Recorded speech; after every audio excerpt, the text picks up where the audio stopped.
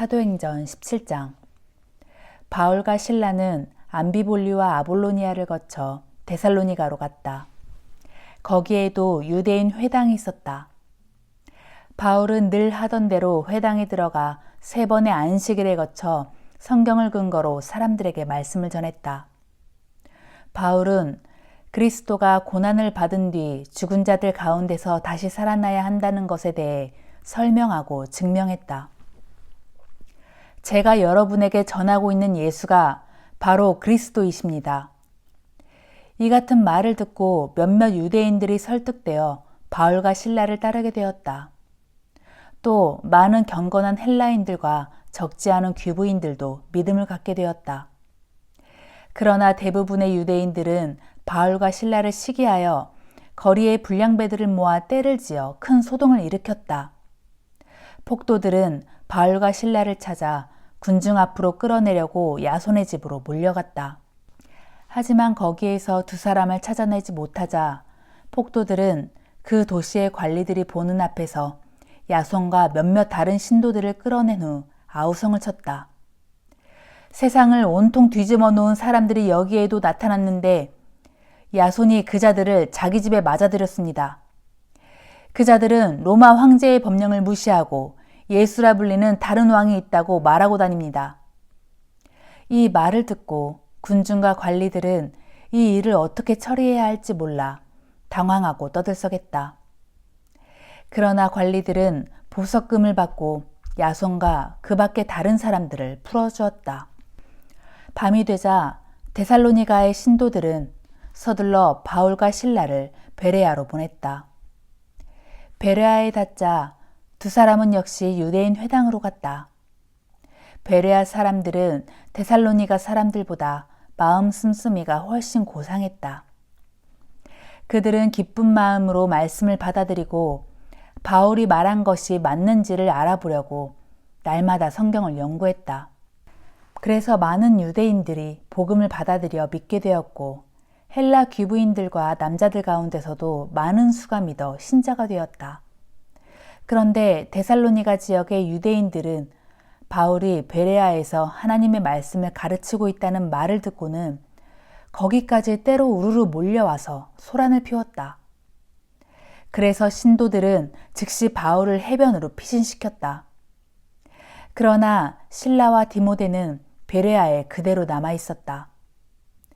바울을 안내하던 사람들은 아테네까지 바울을 안전하게 바래다 준 뒤 실라와 디모데도 속히 뒤따라와 자신과 합류해달라는 바울의 전가를 지니고 베레아로 돌아갔다. 아테네에서 실라와 디모데를 기다리는 동안 바울이 그 도시를 구경하다가 온 사방이 우상이 즐비한 것을 보고는 크게 실망했다. 그래서 바울은 회당에 가서 유대인들 및 경건한 헬라인들과 토론을 벌였고 날마다 광장에 나가서 거기서 만나는 사람들과도 토론을 했다. 바울은 또 몇몇 에피쿠로스파의 철학자들과 스토아파의 철학자들과도 토론을 했다.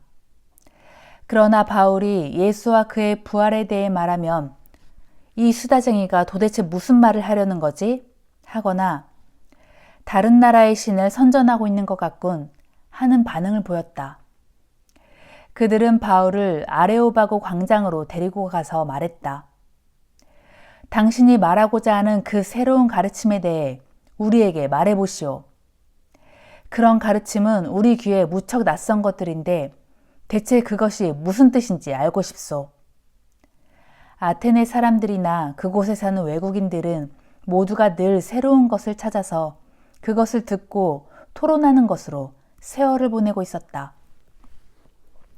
바울은 아레오바고 광장에 서서 사람들에게 연설했다. 아테네 시민 여러분, 내가 보기에 여러분은 여러모로 매우 종교심이 강한 사람들입니다. 나는 아테네 시내를 돌아다니면서 여러분들이 예배의 대상으로 삼고 있는 것들을 주의 깊게 살펴보았는데 그 중에는 알지 못하는 신에게 라고 새겨진 제단도 보았습니다. 이제 저는 여러분이 알지 못하는 것으로 규정해 놓고 예배하는 그 신에 대해서 여러분께 말씀드리고자 합니다. 그분은 이 세상과 그 안에 있는 만물을 창조하신 분입니다. 그분은 하늘과 땅의 주인이시기 때문에 사람의 손으로 지은 신전에는 살지 않으십니다. 또한 그분에게는 아무것도 부족한 것이 없기 때문에 사람의 손이 도와야 할 것이 없습니다. 오히려 그분 자신이 모든 인간에게 생명과 호흡을 주시고 또 그 밖에 필요한 모든 것들을 허락해 주십니다. 그분은 한 사람으로부터 시작해서 세상 모든 인류를 만들어 땅 위로 퍼져나가 살게 하시고 그들이 살아야 하는 장소와 연대까지도 정해 주셨습니다. 그분께서 이 모든 일을 행하신 목적은 사람들로 하여금 하나님을 더듬어 찾기만 하면 그분을 만날 수 있도록 하기 위한 것이었습니다. 사실 하나님께서는 우리들 누구와도 멀리 떨어져 계시지 않습니다. 우리 모두는 하나님 안에서 숨쉬고 움직이면서 존재하고 있습니다. 이것은 여러분의 시인들 중에 어떤 사람들이 우리는 하나님의 자녀들이다 라고 말한 대로입니다. 이와 같이 우리는 하나님의 자녀들이기 때문에 신적인 존재를 금이나 은이나 돌 같은 것으로 사람이 깎아서 만든 어떤 형상이라고 생각해서는 안 됩니다. 지난날에는 하나님께서 이런 인간의 무지를 그냥 내버려 두셨지만 지금은 누구든지 다 회개하고 하나님께 돌이킬 것을 명령하십니다. 하나님께서는 자신이 세운 한 사람을 통해서 세상을 정의로 심판하실 날을 정해두셨기 때문입니다. 하나님께서는 그분을 죽은 자들 가운데서 다시 살리심으로써 모든 사람들에게 그날에 대한 분명한 증거를 보여주셨습니다. 바울의 말이 죽은 자의 부활에까지 이르자 몇몇 사람들이 말도 안 된다며 비웃기 시작했다.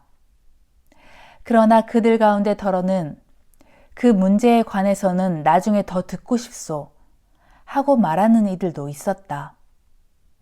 이렇게 복음을 전한 후 바울은 아레오바고 광장을 떠났다. 복음을 들은 사람들 가운데 몇몇은 바울을 따르면서 믿게 되었다. 그런 사람들 중에 아테네 시의회 의원인 디오누시오라는 사람도 있었다. 또 다말이라는 부인과 그 밖에 몇 사람이 더 있었다. 아멘.